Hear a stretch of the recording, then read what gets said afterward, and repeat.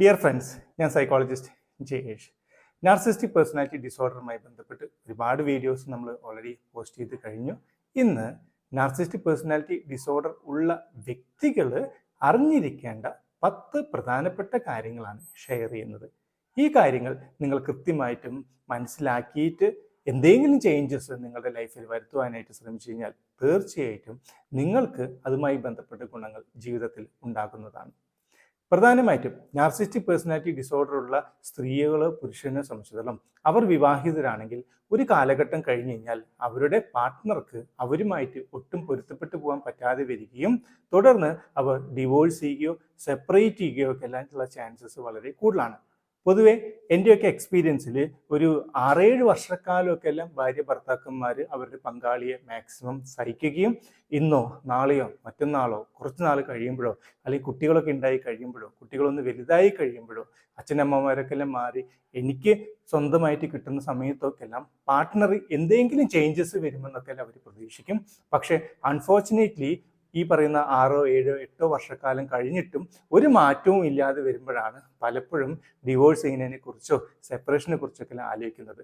ഇവിടെ ഇങ്ങനെയൊക്കെ ഒരു തീരുമാനം നിങ്ങളുടെ പാർട്ട്ണർ എടുക്കുമ്പോൾ നിങ്ങൾ മനസ്സിലാക്കേണ്ടത് അത് നിങ്ങളോടുള്ള ഇഷ്ടക്കുറവ് കൊണ്ട് അല്ല, ഇഷ്ടമായി തന്നെ, പക്ഷേ അവരുടെ നിസ്സഹായാവസ്ഥ കൊണ്ടോ അല്ലെങ്കിൽ അവരാഗ്രഹിക്കുന്ന കാര്യത്തിൻ്റെ 1% പോലും നിങ്ങൾ അവർക്ക് കൊടുക്കാതെ വരുന്നതിൻ്റെ ഫലമായിട്ട് നിരാശപ്പെട്ട് സങ്കടപ്പെട്ട് ഒട്ടും താല്പര്യമില്ലാതെയാണ് പലപ്പോഴും അവരൊരു തീരുമാനത്തിലേക്ക് എത്തുന്നത്. പക്ഷേ അങ്ങനെ ഒരു തീരുമാനം എടുക്കുമ്പോൾ നിങ്ങളവരെ മാനസികമായിട്ട് കുറ്റപ്പെടുത്തുന്ന രീതിയിൽ സംസാരിക്കുകയോ അല്ലെങ്കിൽ നിങ്ങളുടെ ഭാഗം ന്യായീകരിച്ചുകൊണ്ട് മറ്റുള്ള ആളുകളിൽ നിന്ന് എത്രയൊക്കെ സപ്പോർട്ട് നേടി എന്ന് പറഞ്ഞാലും യഥാർത്ഥത്തിൽ നഷ്ടം ആർക്കാണ്? നിങ്ങൾക്ക് തന്നെയല്ലേ എന്ന് നിങ്ങൾ പ്രധാനമായിട്ടും ചിന്തിക്കുക. രണ്ടാമതായിട്ട്, പൊതുവെ NPD ആയിട്ടുള്ള എല്ലാ വ്യക്തികളും സ്വാർത്ഥരാണെന്ന് നമുക്ക് എല്ലാവർക്കും അറിയാം.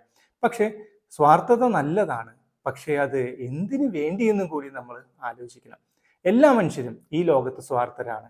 എൻ്റെ വീട്, എൻ്റെ കുടുംബം, എൻ്റെ അച്ഛൻ അമ്മ, എൻ്റെ സഹോദരങ്ങൾ, എൻ്റെ സമ്പാദ്യം, എൻ്റെ പണം, എൻ്റെ ജോലി. സോ ഇതൊക്കെ പ്രൊട്ടക്റ്റ് ചെയ്യുന്നതിന് വേണ്ടിയിട്ട് നമ്മൾ ഒരുപാട് കാര്യങ്ങളിൽ എഫേർട്ട് എടുക്കുകയും ആ എഫേർട്ട് അനുസരിച്ചുള്ള ഗുഡ് വില്ലുകൾ നമുക്ക് ഉണ്ടാവുകയും ചെയ്യും. ഇതുപോലെ തന്നെ നിങ്ങൾ മാത്രം മതിയെന്നാണ് നിങ്ങൾ ആഗ്രഹിക്കുന്നതെങ്കിൽ അത് തീർച്ചയായിട്ടും തെറ്റാണ്. കാരണം വൺ മാൻ ഷോയോ വൺ വിമൻ ഷോയ്ക്കോ ഒക്കെ എല്ലാം ഒരു പരിധിയില്ലേ നമ്മുടെ നാട്ടിൽ. നമ്മൾ നല്ല വ്യക്തികളാണെന്ന് നമ്മളുടെ മറ്റുള്ള ആളുടെ മുൻപിൽ വെച്ച് പെർഫോം ചെയ്തുകൊണ്ട് മാത്രം കാര്യമായില്ല. അതനുസരിച്ച് നമ്മൾ പ്രവർത്തിക്കുകയും കൂടി വേണം. ഇവിടെ NPDകളെ സംബന്ധിച്ചിടത്തോളം അവർ പെർഫോമൻസ് ലെവലിൽ ഹൈ ആയിരിക്കും, പക്ഷേ പ്രവർത്തിക്കുന്ന കാര്യങ്ങളിൽ ഉത്തരവാദിത്തങ്ങളും ചുമതലകളും മനസ്സറിഞ്ഞ് കണ്ടറിഞ്ഞ് ചെയ്യുന്ന കാര്യങ്ങളിൽ അവർ വളരെയധികം പിന്നിലായിരിക്കും. അതുകൊണ്ടാണ് പലപ്പോഴും അവരുടെ പാർട്ട്ണർമാർക്ക് ഒട്ടും അവരുമായിട്ട് പൊരുത്തപ്പെട്ടു പോകാനായിട്ട് പറ്റാത്തത്. അതുകൊണ്ട് സ്വാർത്ഥതയൊക്കെ നല്ലതാണ്, പക്ഷേ ഈ സ്വാർത്ഥതയിലൂടെ നേടിയെടുക്കുന്ന പണമോ മറ്റെന്ത് കാര്യങ്ങളോ ആയിക്കോട്ടെ, അത് നിങ്ങൾക്ക് മാത്രമാണ് അതുകൊണ്ട് ബെനിഫിറ്റ് ഉണ്ടാവുക. നിങ്ങളുടെ കൂടെയുള്ള വ്യക്തികൾക്കൊന്നും ഒട്ടും ബെനിഫിറ്റ് ഉണ്ടാവില്ല. സോ ഷെയറിങ് ഇല്ലാതെ നമ്മുടെ ജീവിതത്തിൽ എന്ത് നേട്ടമാണ് ഉണ്ടാവാൻ പോകുന്നത്? നമ്മൾ നല്ല വ്യക്തിയാണെന്ന് നമ്മൾ മറ്റുള്ള ആളുകളുമായിട്ട് നമ്മൾ ഷെയർ ചെയ്യുകയോ, നമ്മുടെ സന്തോഷങ്ങൾ മറ്റുള്ള ആളുകളുമായിട്ട് ഷെയർ ചെയ്യുകയോ, നമ്മുടെ ദുഃഖങ്ങൾ മറ്റുള്ള ആളുകളുമായിട്ട് ഷെയർ ചെയ്യുകയോ, മറ്റുള്ള ആളുകളുടെ ദുഃഖങ്ങൾ കണ്ടറിഞ്ഞ് അത് പരിഹരിക്കാനുള്ള കാര്യങ്ങളൊക്കെ എല്ലാം ചെയ്ത് ഒരു ഗിവ് ആൻഡ് ടേക്ക് എന്ന രീതിയിൽ കുടുംബത്തിനും കൂടി നന്നായിട്ട് പെർഫോം ചെയ്താൽ മാത്രമല്ലേ നമുക്ക് ആഗ്രഹിക്കുന്ന ജീവിതം ഉണ്ടാക്കിയെടുക്കാനായിട്ട് സാധിക്കുള്ളൂ. അതുകൊണ്ട് സ്വാർത്ഥതയൊക്കെ നല്ലതാണ്, പക്ഷേ അത് സ്വന്തം വികസനത്തിൻ്റെ ഒപ്പം തന്നെ എന്നെ വിശ്വസിച്ച് എൻ്റെ കൂടെ വന്നിട്ടുള്ള, എൻ്റെ കൂടെ ജീവിക്കുന്ന, എനിക്ക് ഉണ്ടായിട്ടുള്ള എൻ്റെ തലമുറകളെയൊക്കെ എല്ലാം നല്ല വ്യക്തിത്വത്തിന് ഉടമകളാക്കി മാറ്റുന്നതിന് വേണ്ടിയിട്ടും കൂടി അവരുടെ ക്യാരക്ടറും കൂടി നല്ല ജീവിതത്തിൽ ഉണ്ടാക്കിയെടുക്കാൻ, പ്രത്യേകിച്ച് അവരും നല്ല വ്യക്തികളായിട്ട് മാറാൻ, അവരെക്കുറിച്ച് നല്ല വാക്കുകൾ സൊസൈറ്റിയും എല്ലാവരും പറയുവാനുള്ള സ്വാർത്ഥതയോട് കൂടിയുള്ള രൂപത്തിലുള്ള പെർഫോമൻസും കൂടി നിങ്ങൾ കാഴ്ചവെക്കാനായിട്ട് ശ്രമിച്ചു കഴിഞ്ഞാൽ തീർച്ചയായിട്ടും നിങ്ങൾ NPD ആണെങ്കിൽ പോലും നിങ്ങളുടെ ജീവിതത്തെ അത് ബാധിക്കാതെ നമുക്ക് കൊണ്ടുപോകാനായിട്ട് കഴിയുന്നതാണ്. മൂന്നാമതായിട്ട്, NPD ആയിട്ടുള്ള എല്ലാ വ്യക്തികളും സുഹൃത്തുക്കൾക്കും മറ്റു വീടിന് പുറത്തുള്ള എല്ലാ ആളുകൾക്കും ഇഷ്ടപ്രിയരായിരിക്കും.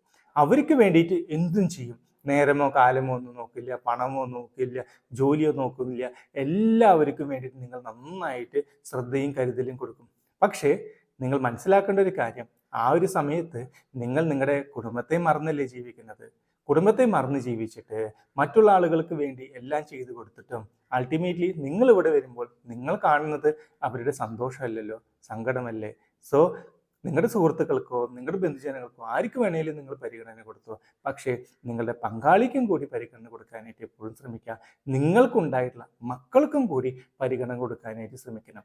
ആ പരിഗണന, ആ ഒരു ശ്രദ്ധ, ആ ഒരു കരുതൽ ഒക്കെ ഉണ്ടെങ്കിൽ മാത്രമേ നിങ്ങൾക്ക് നല്ലൊരു റോൾ, നിങ്ങളുടെ റോൾ എന്താണോ as A father, as A mother, as A husband, as A wife എന്ന രീതിയിലേക്കുള്ള എല്ലാ ഡ്യൂട്ടീസും റെസ്പോൺസിബിലിറ്റീസും കൃത്യമായിട്ട് കൊടുക്കണമെങ്കിൽ നിങ്ങൾക്ക് ആ ഒരു റോളും കൂടി നന്നായിട്ട് പെർഫോം ചെയ്യാനായിട്ട് കഴിയണം. കാരണം നിങ്ങളാണ് നിങ്ങളുടെ വീടിൻ്റെ പ്രൊട്ടക്ടർ.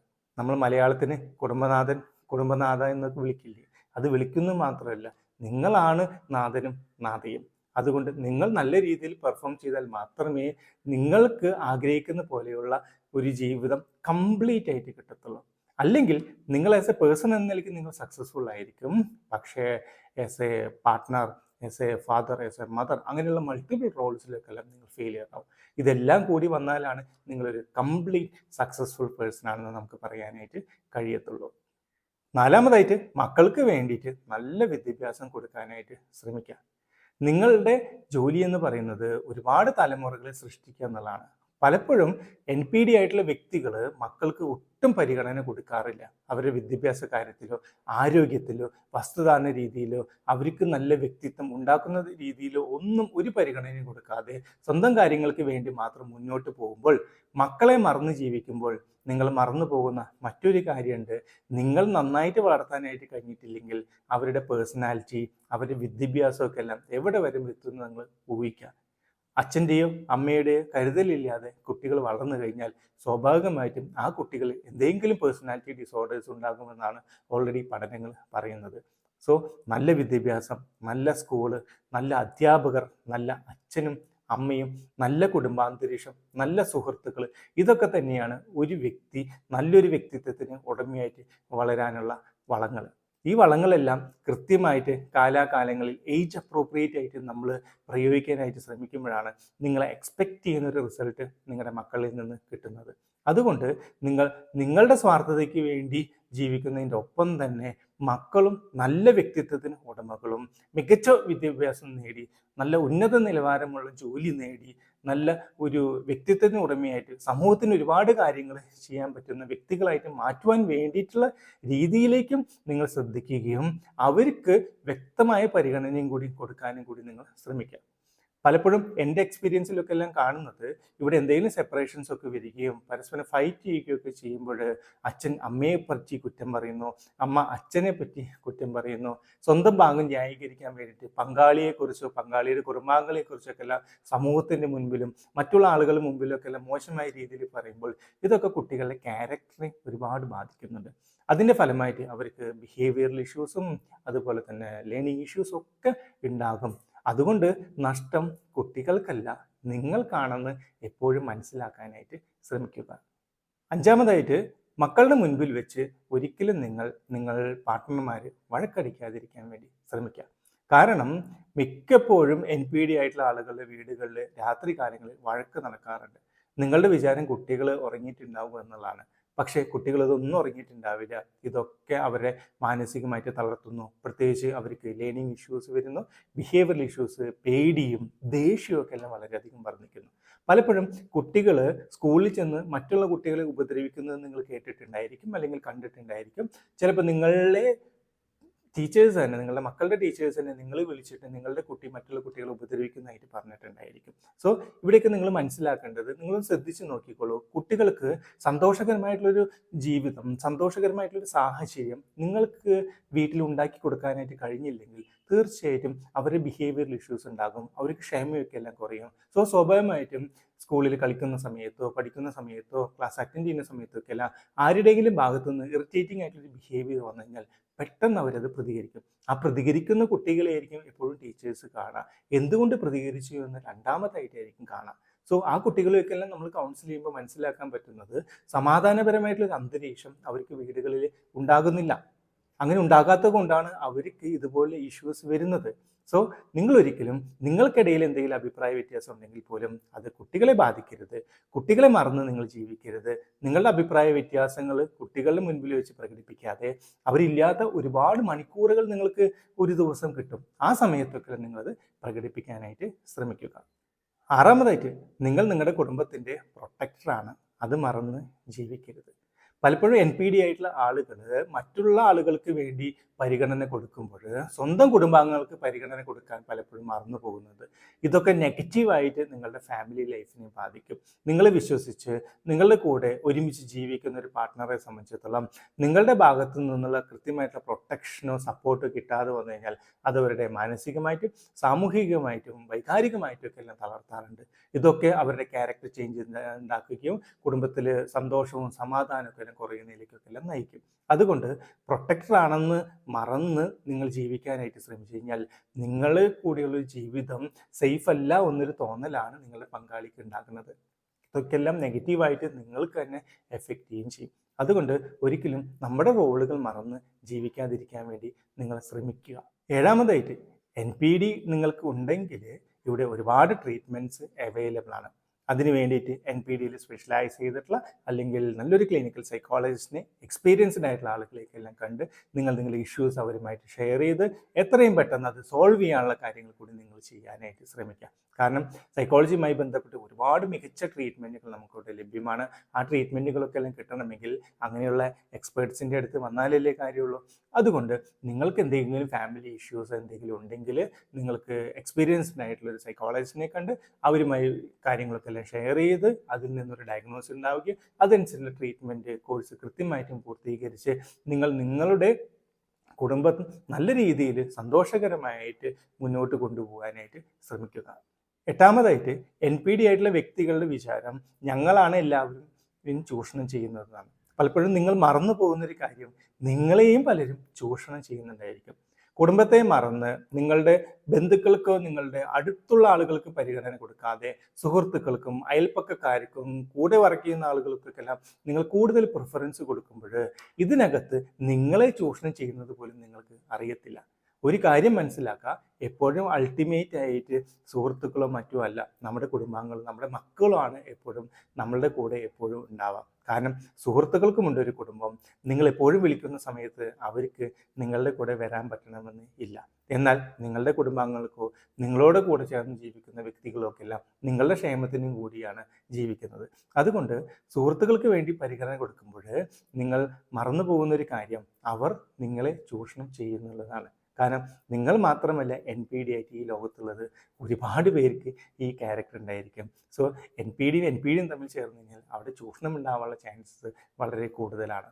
അതുകൊണ്ട് ശ്രദ്ധിക്കുക, സുഹൃത്തുക്കൾക്ക് പരിഗണന കൊടുക്കുമ്പോൾ അവരുടെ ക്യാരക്ടറും കൂടി മനസ്സിലാക്കിയിട്ട് നിങ്ങൾ പരിഗണന കൊടുക്കാനായിട്ട് ശ്രമിക്കുക. ഒൻപതാമതായിട്ട്, പണമുണ്ടെങ്കിൽ എല്ലാം ഉണ്ടായിരുന്നൊരു ധാരണ എല്ലാ ആളുകൾക്കും ഉണ്ട്. പണം വേണം, നമുക്ക് ജീവിക്കണമെങ്കിൽ, നമുക്ക് ജീവൻ നിലനിർത്തണമെങ്കിൽ, നമ്മുടെ ഡേ ടു ഡേ ഡിമാൻഡ്സ് ഒക്കെ മീറ്റ് ചെയ്യണമെങ്കിൽ പണം ആവശ്യമാണ്. പക്ഷേ നമുക്ക് ആവശ്യത്തിന് പണം മതി. അതിൽ കൂടുതൽ ഉണ്ടായിക്കഴിഞ്ഞാൽ അതെല്ലാം സേവിങ്സ് ആയിട്ട് തന്നെ പോവാം. പക്ഷേ പണം കൊടുത്ത് നമുക്ക് ബന്ധങ്ങൾ ഉണ്ടാക്കിയെടുക്കാനായിട്ട് സാധിക്കില്ല. പണം കൊടുത്താലൊന്നും സ്നേഹം കിട്ടത്തില്ല.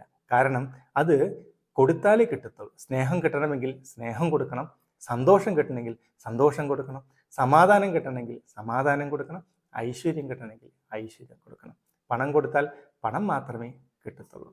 അതുകൊണ്ട് നിങ്ങൾ ആഗ്രഹിക്കുന്ന ഏതൊരു കാര്യം കിട്ടണമെങ്കിൽ പണം മാത്രം പോരാ, അതിൻ്റെ കൂടെ ബാക്കിയുള്ള കാര്യം കൂടി ചെയ്യേണ്ടത് ആവശ്യമാണ്. അതുകൊണ്ട് എല്ലാം നേടിക്കഴിഞ്ഞതിന് ശേഷം കുടുംബം മുന്നോട്ട് കൊണ്ടുപോകാം എന്നുള്ളതാണ് നിങ്ങൾ വിചാരിക്കുന്നതെങ്കിൽ, ഇതെല്ലാം നേടിക്കഴിയുമ്പോൾ നിങ്ങളുടെ കൂടെ ആരും തന്നെ ഉണ്ടാവില്ല, നിങ്ങൾ മാത്രമേ ഉണ്ടാവുള്ളൂ. ഒരു പരിധി വരേക്കെല്ലാം ജീവിക്കാം. അത് കഴിയുമ്പോഴാണ് യഥാർത്ഥത്തിലുള്ള പ്രശ്നങ്ങൾ നിങ്ങളെ തേടി വരുന്നത്. അതുകൊണ്ട് പണത്തിന് പരിഗണന കൊടുക്കുന്നതിനൊപ്പം തന്നെ ബാക്കിയുള്ള കാര്യങ്ങൾ കൂടി പരിഗണന കൊടുത്തുകൊണ്ട് ഒരു സക്സസ്ഫുൾ പേഴ്സണായിട്ട് മാറാനായിട്ട് ശ്രമിക്കാം. പത്താമത്തെയും അവസാനത്തെയും ഏറ്റവും പ്രധാനപ്പെട്ട ഒരു കാര്യമാണ്, നിങ്ങൾ NPD ആണെങ്കിൽ നിങ്ങളുടെ അടുത്ത തലമുറയും കൂടി നിങ്ങളെ കണ്ട് പഠിക്കാനുള്ള ചാൻസസ് കൂടുതലാണ്. അതുകൊണ്ട് മക്കളുള്ള ആളുകൾ പ്രത്യേകം ശ്രദ്ധിക്കുക. നിങ്ങളുടെ മക്കൾ നിങ്ങളെ അനുകരിച്ചിട്ടാണ് ജീവിക്കുന്നത്. നിങ്ങൾ എന്താണോ ചെയ്യുന്നത് അതാണ് അവർ ചെയ്യുക. നിങ്ങളുടെ വർക്കിംഗ് സ്റ്റൈൽ, ടോക്കിംഗ് സ്റ്റൈൽ, നിങ്ങളുടെ ലാംഗ്വേജ്, നിങ്ങളുടെ ലൈഫ് ലീഡ് ചെയ്യുന്ന രീതികളൊക്കെ എല്ലാം നിങ്ങളുടെ കുട്ടികൾ അതുപോലെ തന്നെ അഡോപ്റ്റ് ചെയ്യാനായിട്ട് ശ്രമിക്കും. അങ്ങനെ വരുമ്പോൾ നിങ്ങളുടെ ചീത്തയും അവരെടുക്കും, നല്ലതും എടുക്കും. അതുകൊണ്ട് NPD ആയ വ്യക്തികൾ ശ്രദ്ധിക്കേണ്ട ഒരു കാര്യം, നിങ്ങൾ നിങ്ങളുടെ മക്കളെയും കൂടി NPD ആക്കാതിരിക്കാൻ വേണ്ടിയിട്ട് നിങ്ങൾ നിങ്ങളുടെ കുറവുകൾ തിരിച്ചറിഞ്ഞ് അതിലുള്ള പരിഹാരങ്ങളും ചികിത്സകളൊക്കെ എല്ലാം എടുത്ത് നല്ല വ്യക്തിത്വത്തിന് ഉടമകളായിട്ട് മാറുകയും ഒപ്പം തന്നെ ഈ പേഴ്സണാലിറ്റി ഡിസോർഡർ ട്രീറ്റ് ചെയ്ത് മാറ്റുവാനായിട്ട് ശ്രമിച്ചില്ലെങ്കിൽ തലമുറകളോളം ഇത് ചിലപ്പോൾ മുന്നോട്ട് പോകാനുള്ള സാധ്യതകളും കാണുന്നുണ്ട്.